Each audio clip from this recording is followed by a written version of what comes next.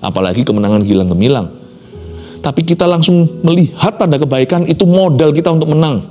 Oh, sekalipun aku sekarang posisinya di bawahku adalah batu karang yang teguh. Ternyata musuh sudah bakar semua, tidak bisa cabut apa yang Tuhan taruh dalam hidup saya. Itu asupan saya. Kalau Anda belum subscribe di channel ini, segera, supaya Anda bisa mengikuti terus rema-rema dari Roh Kudus ya. Saya percaya hari ini, apa yang melilit dada Anda, membuat sesak nafas karena Anda dihimpit masalah, ada jalan keluar. Inilah beritanya. Inilah kabar baiknya. Dalam Kristus selalu ada jalan keluar. Dialah jalan. Jadi jangan gelisah ya. Tuhan hari ini provide you, menyediakan kepada Anda suatu jalan yang tidak Anda duga. Karena itu saya kasih judul hari ini, Anda catat tema khotbahnya, kemenangan saat terjepit. Ini renungan singkat. Kita lihat 1 Samuel 30 ayat 1 sampai 15. Anda dan saya harus menyadari bahwa di dalam setiap kesempitan yang Tuhan izinkan di hidup ini, terkandung sebuah kesempatan untuk mengalami kuasa Allah. Ya, saya akan bagikan prinsip-prinsipnya. Tapi kita baca dulu ayat-ayat firman ini. Ini tentang Siklak terbakar, pembalasan Daud atas orang Amalek. Ayat pertama, ketika Daud serta orang-orangnya sampai ke Siklak, pada hari yang ketiga, orang Amalek telah menyerbu tanah Negeb dan Siklak. Siklak telah dikalahkan oleh mereka dan dibakar habis. Perempuan-perempuan dan semua orang yang ada di sana, tua dan muda, telah ditawan mereka dengan tidak membunuh seorang pun. Mereka menggiring sekaliannya, kemudian meneruskan perjalanannya. Ketika Daud dan orang-orangnya sampai ke kota itu, tampaklah kota itu terbakar habis, dan istri mereka serta anak mereka yang laki-laki dan perempuan telah ditawan. Berhenti dulu di sini, 3 ayat dulu. Terjadi penculikan besar-besaran dalam sejarah. Yang diculik adalah anak istri Daud dan anak istri pengikutnya. Pengikut Daud itu pahlawan semua. Tetapi kalau istri dan anaknya tiba-tiba raib, dibawa musuh, pahlawan mana yang tidak akan langsung lemas sampai kakinya gemetaran? Ini adalah sebuah kejadian bencana yang dahsyat luar biasa. Ini bukan hanya kesempitan, ini bukan hanya terjepit masalah, ini musibah. Tapi ingat ya, apapun yang kita bisa alami di hidup ini, kalau kita ngikut Tuhan, Tuhan itu membatasi. Pencobaan itu nggak melebihi kekuatan kita. Apapun yang kita hadapi, jalan buntu sekalipun, selalu ada jalan yang Tuhan buka. Hanya perlu mata iman. Kita perlu diterangi hati. Roh Kudus itu perlu mewahyukan.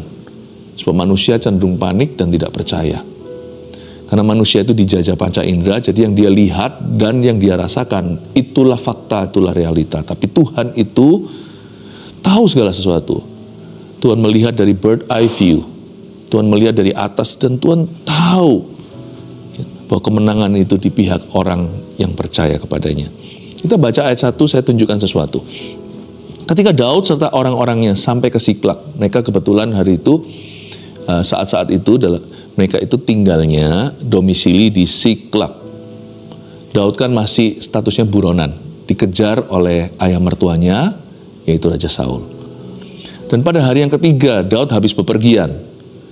Saya kasih sedikit background latar belakangnya. Daud itu selalu tiap hari ada kerjaan. Dan dia menjadi seperti tentara bayaran. Dan dia pergi berperang, dan dia harus mencari nafkah. Dia pergi kerja hari itu, ke kantor lah versi kita. Semangat, tapi pulang melihat suatu malapetaka di rumah. Dan ketika dia pulang pada hari ketiga itu, orang Amalek telah menyerbu tanah Negeb dan Siklak. Siklak sudah dikalahkan oleh mereka dan, coba digarisbawahi, dibakar habis loh ya. Kalau gini kan sudah berarti kiamat ya, kalau sudah dibakar habis, tuntas. Tapi gini loh, sekalipun kadang-kadang musuh bisa mendapatkan, musuh itu bisa uppercut ya. Benar-benar musuh seolah-olah menang kali ini dan kita di pihak yang kalah.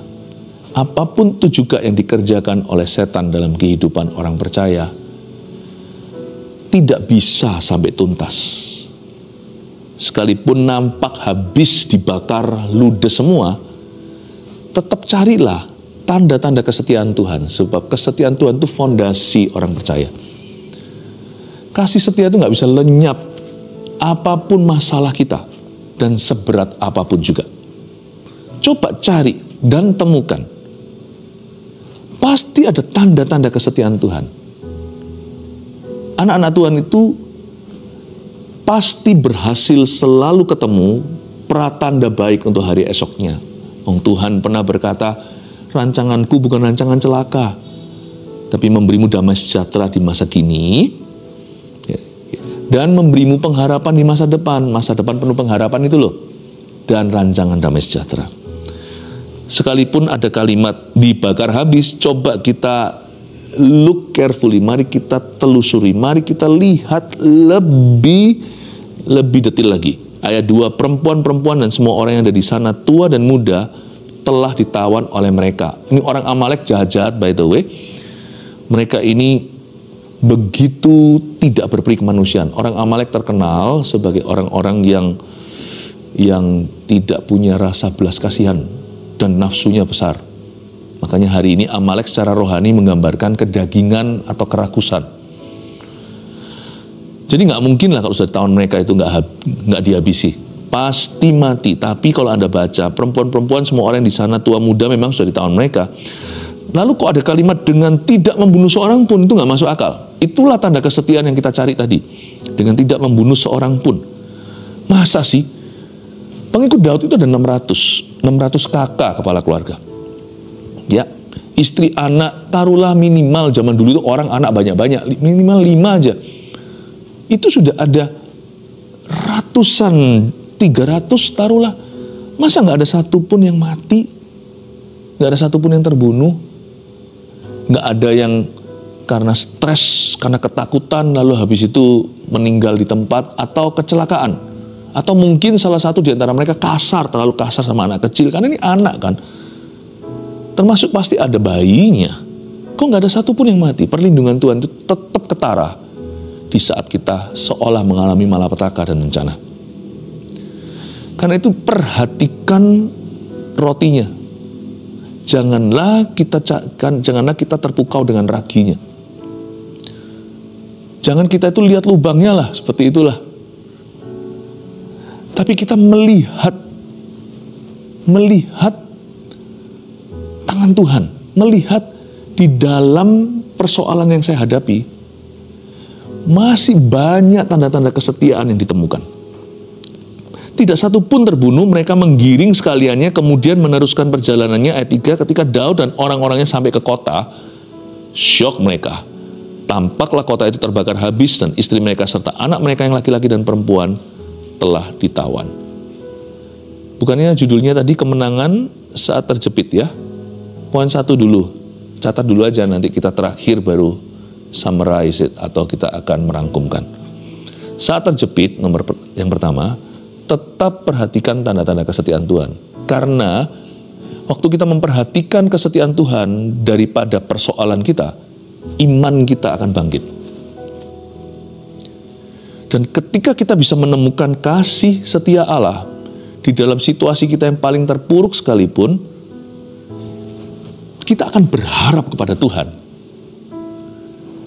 Saya jadi ingat sebuah ayat di Perjanjian Baru, Roma 5, dan kita diselamatkan oleh pengharapan. Orang yang putus asa, mudah give up, langsung dia menyerah. Tapi kalau kita masih punya pengharapan, kita kuat. Skornya itu bisa terbalik nanti. Seolah-olah sekarang musuh yang dapat upper hand, dia yang berada di depan kilometer maju, kita terbelakang. Tapi kalau kita berharap pada Tuhan, yang terkemudian bisa menjadi terdahulu. Bisa terbalik nanti. Musuh yang seolah-olah menang hari ini bisa kalah telak sama kita. Tapi orang yang sudah putus asa, apalagi kecewa, kepahitan apalagi, buyar sudah. Semua kesempatannya untuk menang tidak akan pernah datang. Justru orang yang masih bisa berharap pada Tuhan dan beriman, di balik setiap kesempitan yang dia alami, ketika dia terhimpit, terjepit, Tuhan akan memberi dia wahyu dan hikmat dan beri dia urapan baru untuk dia bisa menemukan celahnya dan memutarbalikkan keadaan. Dengan pertolongan Roh Kudus, dengan kekuatan Allah, kita bisa. Justru kesempatan itu ditemukan juga dalam kesempitan. Kesempatan apa? Kesempatan untuk melihat mujizat Allah. Tangan Allah bekerja yang mustahil terjadi. Karena itu jangan melulu lihat kemalanganmu. Tapi bisakah kita lihat kehadiran Allah?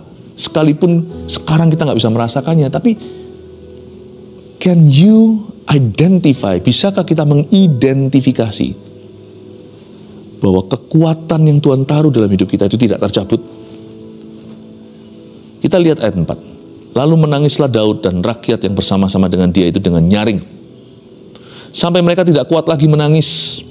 Juga kedua istri Daud ditawan, yakni Ahinoam perempuan Yizril dan Abigail bekas istri Nabal orang Karmel itu. Dan Daud sangat terjepit karena rakyat mengatakan hendak melempari dia dengan batu. Seluruh rakyat itu telah pedih hati, masing-masing karena anaknya laki-laki dan perempuan. Tetapi Daud menguatkan kepercayaannya kepada Tuhan Allahnya. Itu tadi saya katakan kan, kalau kita masih bisa melihat tanda kebaikan, kita akan dikuatkan. Penting sekali kita itu untuk mencari asupan ketika kita di dalam sebuah masalah besar. Asupan kita yang membuat kita kuat untuk melawan musuh, yang memberikan kepada kita energi untuk bisa mengelola keadaan ini dan memutarbalikkan dan melihat kemenangan. Asupan kita itu adalah apa yang kita perhatikan. Kalau kita perhatikan yang negatifnya melulu dan bukan janji Tuhan, kita akan dilemahkan. Tapi kalau kita memperhatikan bahwa Tuhan tetap hadir dalam problemaku, Tuhan tetap ada di tengah-tengah kita, sekalipun saya tidak bisa merasakannya, sekalipun saya belum melihatnya bekerja, sekalipun seolah-olah dia diam saja, tapi terbukti sekalipun semua anak dan istri Daud beserta pengikut-pengikutnya itu semua sudah diangkut, tak satu pun terbunuh, itu saja sudah bukti bahwa Allah menyertai. Memang sekarang skornya papan angka belum menunjukkan kemenangan, apalagi kemenangan gilang gemilang. Tapi kita langsung melihat tanda kebaikan, itu modal kita untuk menang. Oh, sekalipun aku sekarang posisinya di bawahku adalah batu karang yang teguh. Ternyata musuh sudah bakar semua, tidak bisa cabut apa yang Tuhan taruh dalam hidup saya. Itu asupan saya. Di dalam batu karang yang teguh itu saya akan minum air yang mengalir keluar. Di padang gurun dan padang belantara aku mendapat kekuatan baru. Dan ketika Daud melihat itu, pertama-tama reaksinya jujur sekali. Menangislah Daud, ayat 4. Rakyat bersama dengan dia nangis, sampai mereka gak kuat lagi menangis. Sebenarnya ya, beriman atau mengeluh sama-sama pakai energi. Cuman kembali apa yang kita pilih. Marah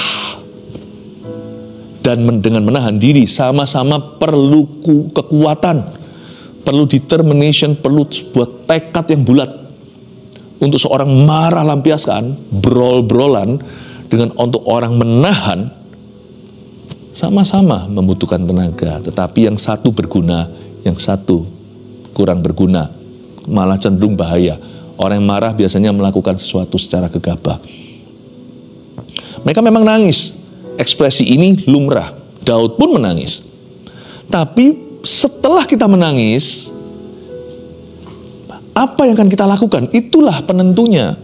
Nah, celakanya ayat 5, juga kedua istri Daud ditawan, yakni Ahinoam perempuan Yizril dan Abigail bekas istri Nabal orang Karmel itu. Semua Daud pun kena. Dan Daud sangat terjepit. Nah, inilah yang saya sayangkan. Tapi nggak apa-apa, ini jadi pelajaran berharga yang mendewasakan. Dan Daud memang terjepit kan. Saya suka sekali kalau baca Alkitab. Alkitab itu sangat jujur. Alkitab itu tidak kasih gula-gula. Alkitab itu ngomong apa adanya. Daud memang terjepit. Dia pun desperate. Tapi dia terjepit lebih lagi karena ayat 6 berkata, rakyat mengatakan hendak melempari dia dengan batu. Responnya beda ya antara Daud dengan pengikut. Para pengikut Daud belum dewasa-dewasa amat. Memang nanti mereka dari gua Adulam itu berubah menjadi pahlawan-pahlawan Daud. Tapi at least paling tidak saat ini di Siklag mereka belum mature. Ya, mereka masih kekanak-kanakan iman. Orang kalau kekanak-kanakan imannya itu gimana? Ketika dia terjepit, dia cari seseorang yang bisa disalahkan. Padahal dulu waktu pergi juga sama-sama, persetujuan bersama, sama-sama mereka keluar, cari sesuatu yang bisa bantu, ya kan, mencari nafkah. Tetapi ketika sesuatu terjadi, otomatis Daud sebagai pemimpin yang disalahkan. Padahal itu juga sama-sama kesepakatan. Disinilah, tapi saya nggak bisa salahkan mereka. Orang itu kalau sudah kepepet ya, kadang-kadang dia nggak tahu what to do ya. Cara tergampang adalah lampiaskan. Dan sasaran empuk biasanya adalah orang yang tidak membalas. Dan mereka tahu bahwa Daud itu hamba Tuhan. Jadi sama mereka langsung disikat, udah dimarahnya semuanya itu dicurahkan ke Raja Daud. Mereka hendak melempari dia dengan batu. Sebelum lempar batu mungkin mereka sudah semuanya berseru, gara-gara kamu, kenapa kamu tidak stop aku? Ya, iyalah, Daud tidak marah, Daud tidak benci mereka. Tapi Daud responnya beda, kita baca lagi. Dan Daud sangat terjepit karena rakyat mengatakan hendak melempari dia dengan batu. Seluruh rakyat itu telah pedih hati masing-masing karena anaknya laki-laki dan perempuan. I understand, saya mengerti.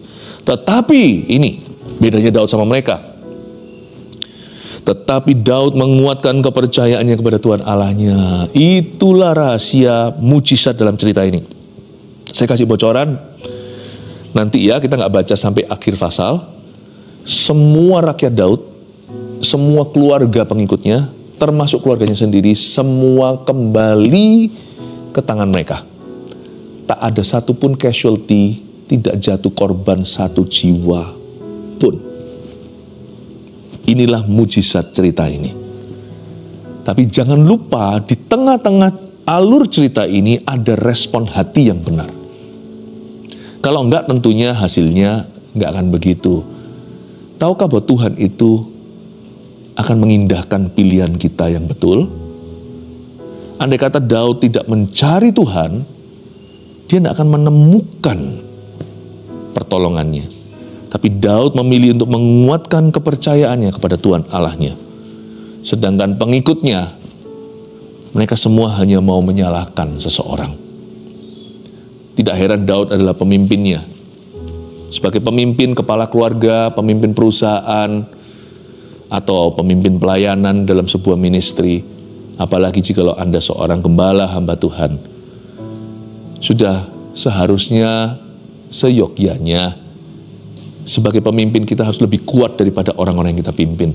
Kerohanian kita harus double-double dibanding mereka. Bukan supaya kita gaya, sok-sokan, tapi supaya kita bisa tolong orang lain. Dan supaya masih ada ruang, bahkan ketika kita sendiri pun dirudung masalah, kita masih bisa memperhatikan orang. Makanya posisi kepemimpinan itu bukanlah sebuah posisi. Posisi kepemimpinan itu adalah sebuah karakter. Karakter Daud adalah mencari Tuhan kalau dia sedang terhimpit sesuatu. Itu yang kita perlu teladani. Apakah hari ini keluarga Saat Teduh Bersama di masa susah? Dunia di masa susah sih. Mungkin Anda juga berada di dalamnya. Kita semua di dalam dunia. Tapi kita punya pilihan, respon hati yang benar pada Tuhan. Makanya itu yang poin kedua, catatlah, kuatkan iman kepada Tuhan saat tidak ada yang bisa diandalkan. Bahkan ketika Daud diperhadapkan dengan pengikut-pengikutnya yang kepahitan, yang mau rajam dia, Daud memilih untuk menguatkan hatinya. Dia bukan menguatkan hatinya dengan positive thinking atau pikiran yang positif. Dia menguatkan hatinya bukan dengan alkohol, bukan dengan pelarian. Dia menguatkan hatinya bukan dengan minta dimengerti atau bergantung dengan opini manusia di sekelilingnya. Dia menguatkan hatinya dengan Tuhan. Kita lihat ayat 7. Ini langkah praktis. Lalu Daud memberi perintah kepada Imam Abiatar bin Ahimelek, bawalah efod itu kepadaku. Maka Abiatar membawa efod itu kepada Daud. Kemudian bertanyalah Daud kepada Tuhan. Lalu Daud tanya sama Tuhan. Katanya, haruskah aku mengejar gerombolan itu? Akan dapatkah mereka aku susul? Dan Tuhan, ia berfirman kepadanya, kejarlah, sebab sesungguhnya engkau akan dapat menyusul mereka dan melepaskan para tawanan. Saya kagum. Ayat 7 ini menunjukkan warna asli. Ketika Daud terjepit, dia cari imam. Kalau kita sedang dalam masalah, kita cari orang benar atau orang salah. Kita dengarkan nasihat orang fasik atau nasihat orang benar. Ketika kita itu di dalam satu persoalan, kita itu mengandalkan covenant relationship, hubungan perjanjian seperti suami dengan istri, lalu sama-sama mereka berdoa. Kita menghadapi sesuatu, keluarga, mungkin pekerjaan, lalu mereka sama-sama cari Tuhan karena ini hubungan yang sah. Atau kita pergi ke teman-teman kita. Bisa jadi rekan-rekan kejahatan. Bukannya pergi ke berandalan, dia pergi ke hamba Tuhan. Dia cari gembalanya. Dia cari orang-orang yang dewasa rohani. Atau mungkin kalau bukan seseorang di atasnya, dia cari seorang yang bilateral, orang-orang yang sejajar dengan dia, yang sama-sama ingin mencari Tuhan, sama-sama ingin maju, yang hatinya rindu untuk memberkati dan menolong sesamanya, yang doanya adalah supaya Tuhan memakai hidupnya untuk menguatkan orang lain dan menjadi jawaban. Dia tidak berdiri di jalan orang berdosa, duduk dengan pencemooh. Dia cari Imam Abiatar. Dan dia minta efodnya. Baju efod itu baju imam. Pakai cara Tuhan. Dia malah justru cari kehendak Allah. Dan buka telinga rohaninya. Boleh loh. Ketika kita dalam soal persoalan, kita kontak seorang rekan doa kita. Alangkah baiknya kita sudah membangun hubungan semacam itu di dalam rumah Tuhan. Tidak ada salahnya kita berkata pray for me atau janji ketemuan. Jangan sembarang cerita, tapi kepada orang-orang yang memang Tuhan taruh di hidupmu. Misalnya kepada pemimpin rohani Anda yang memang terbukti sudah selama ini secara tulus mengikuti Yesus dan selalu Tuhan utus dalam kehidupanmu.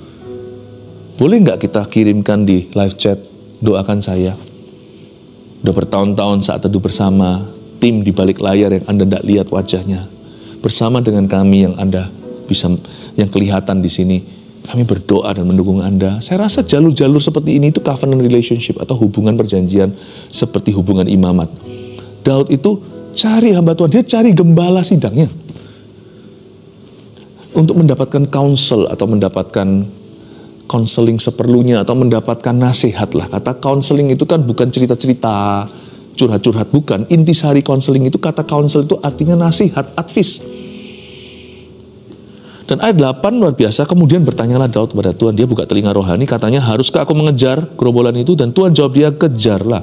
Ada firman, zaman dulu perjanjian lama ada baju efod, karena dulu mereka belum punya hubungan dengan Tuhan seperti perjanjian baru. Perjanjian baru ini Roh Kudus ditaruh di dalam hati setiap orang yang percaya. Zaman dulu enggak, hanya pada imam, nabi, dan raja.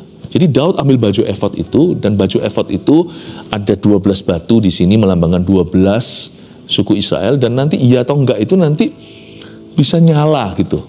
Dalam tradisi Israel, mereka mencatatnya bahwa itulah fungsi baju efod. Ya kita enggak tahu ya karena ada dokumentasi, tapi kita tahu bahwa baju efod itu untuk inquiry atau untuk mencari kehendak Tuhan.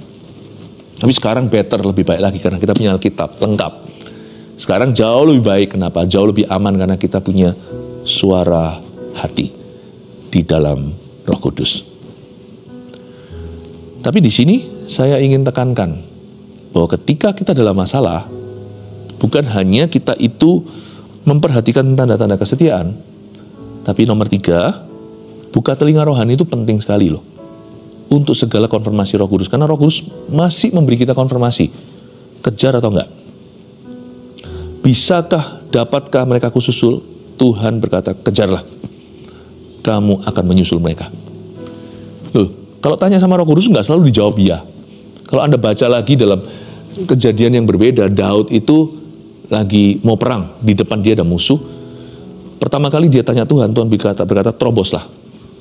Tapi lain kali, di saat yang bersama, pada waktu peperangan itu berlanjut, langkah kedua dia tanya lagi, padahal persis skenarionya dan musuhnya juga 11-12, kurang lebih sama. Dia tanya Tuhan, kali ini Tuhan berkata, jangan kau terobos. Kadang-kadang kan kita maunya kan doa, Tuhan selalu bilang iya. Kadang-kadang Tuhan berkata, tidak, jangan invest itu. No. Kamu jangan nekat maju. Ada waktunya Tuhan itu akan memberitahu kepada kita, hold it, tahan dulu. Kali ini Daud diberitahu, kamu buat langkah berputar dan tunggu derap kaki di atas pohon. Luar biasa ya. Lalu Daud menang kedua kalinya, malah lebih telak dari yang pertama. Itu cerita lain. Tapi cerita ini kembali lagi, Tuhan kali ini berkata iya. Intisarinya dari dua cerita yang saya sampaikan barusan ini, sebagai ilustrasi, bahwa Roh Kudus itu masihkah memberi konfirmasi. Sampai perjanjian baru dia masih memberimu konfirmasi. Makanya buka telinga rohani. Pasti Tuhan akan berbicara, nggak mungkin nggak. Hanya berbicaranya Tuhan itu nggak seperti yang kita kira. Kalau kita secara jasmani bicara itu kan harus ada kuping, terus ada suara. Suara Tuhan itu bisa lewat pengalaman hidup, atau lewat orang lain, lewat suatu, pasti tidak pernah melanggar firman, tapi juga bisa lewat suatu ayat yang melompat, lewat suatu pengajaran kita dibukakan. Suara Tuhan itu bukan, kalau suara roh itu bukan bergantung dengan kuping dan suara bunyi, tapi Tuhan juga bisa menyatakan satu kebenaran lewat suatu pengalaman. Dan Tuhan masih memberi konfirmasi pada kita. Kadang-kadang pintu tertutup itu juga konfirmasi dari Tuhan. Bukan berarti semua pintu tertutup berarti Tuhan tidak berkehendak. Kadang-kadang kita harus tekun untuk mengetuk. Tapi ada waktunya kita harus membedakan roh tahu bahwa kali ini pintu tertutup Tuhan yang menutupnya. Kalau Tuhan yang menutupnya, jangan kau buka. Tapi jika Tuhan membuka pintu, siapa bisa menutupnya?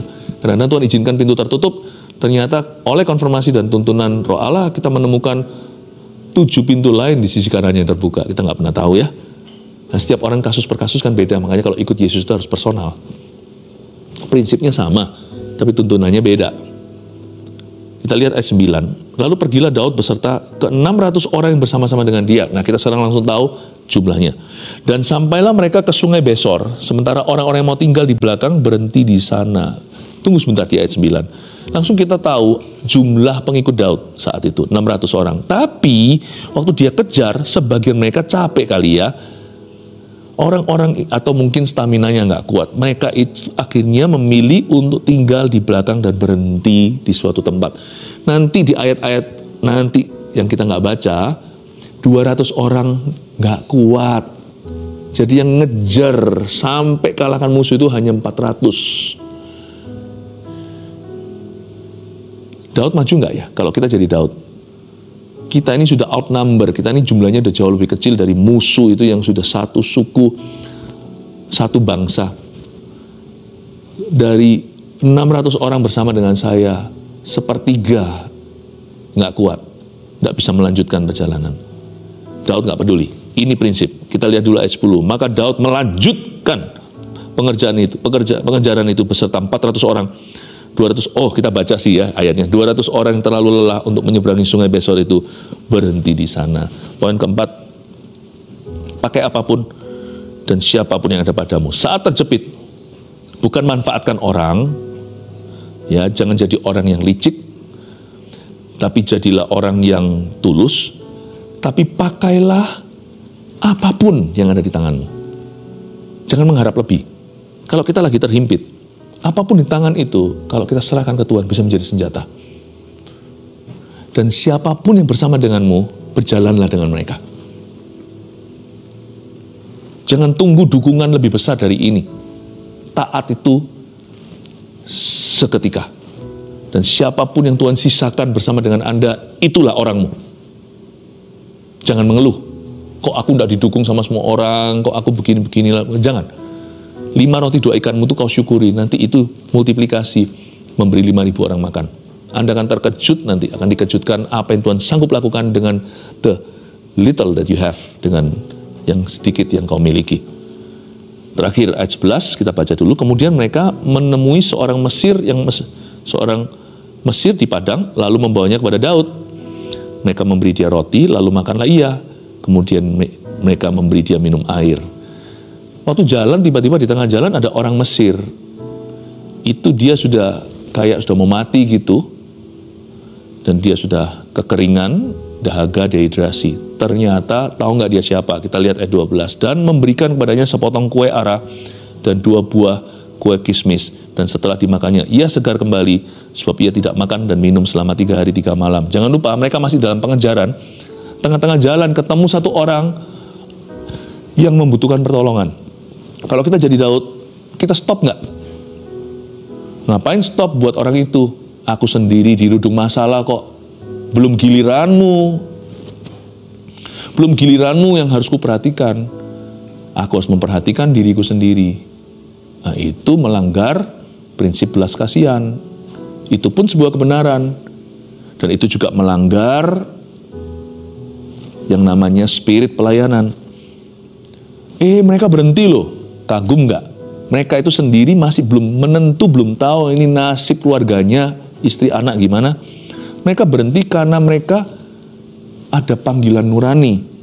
Ada orang di situ hampir mati dan aku punya roti. Meskipun roti ini juga sebenarnya adalah persediaanku. Nanti kalau perangnya itu berbulan-bulan, gimana kalau aku kelaparan? Berharga ini. Orang itu kalau sudah punya sedikit materi dan terbatas, dan perangnya tidak terbatas, jadi pelit. Tapi prinsip memberi tetap dia lakukan. Turunlah mereka. Ya, mungkin mereka lagi naik kuda, atau kalau mereka berjalan, mereka berhenti dan mereka memberi kepadanya sepotong kue ara dan 2 buah kue kismis, kasih dia air. Itu namanya berprinsip, tidak tergantung keadaan. Kemudian bertanyalah Daud kepadanya ayat 13, budak siapa engkau dan dari mana engkau? Jawabnya, aku ini seorang pemuda Mesir, budak kepunyaan seorang Amalek. Tuanku meninggalkan aku karena 3 hari yang lalu aku jatuh sakit. Inilah plot twistnya, disinilah indahnya. Kami telah menyerbu tanah Negeb. Orang Kreti dan daerah Yehuda dan tanah Negeb, Kaleb dan Siklak telah kami bakar habis. Lah, ini dia ternyata kunci keberhasilannya. Ini kompas yang mereka perlukan. Kan mereka nggak tahu nih. Mereka sudah lari kemana. Daud bertanya kepadanya, dapatkah engkau menunjukkan jalan kepadaku ke gerombolan itu? Katanya, bersumpahlah kepadaku demi Allah, bahwa engkau tidak akan bunuh aku, tidak akan serahkan aku dalam tangan tuanku itu, maka aku akan menunjukkan jalan kepadamu ke gerombolan itu. Inilah yang membawa mereka ke happy ending. 5. Apapun terjadi ya, kalau Anda terjepit ya, jangan sampai Anda lupakan prinsip kelima. Tetap berpegang teguh pada setiap prinsip kebenaran. Jangan beralasan, aku sendiri susah. Tetap pegang teguh pada prinsip-prinsip kebenaran, baik itu prinsip memberi, mengasihi, mengampuni, bersyukur, ya. baik itu tekad untuk melayani, berdoa. Jangan beralasan, tetap pegang prinsip kebenaran, karena justru ketika Anda mendahulukan kebenaran dan kerajaan Allah, segala sesuatu ditambahkan. 5 poin sini Anda catat sudah? Puji Tuhan. 1 Petrus 4 ayat 7. Kesudahan segala sesuatu sudah dekat. Karena itu, kuasailah dirimu dan jadilah tenang, supaya kamu dapat berdoa. Saudara yang terkasih, terima kasih telah mendengarkan firman Tuhan hari ini. Jangan lupa untuk dukung terus channel ini dengan cara subscribe, like, share, dan juga komen, agar saudara kita yang lain juga boleh terberkati. Tuhan Yesus memberkati kita.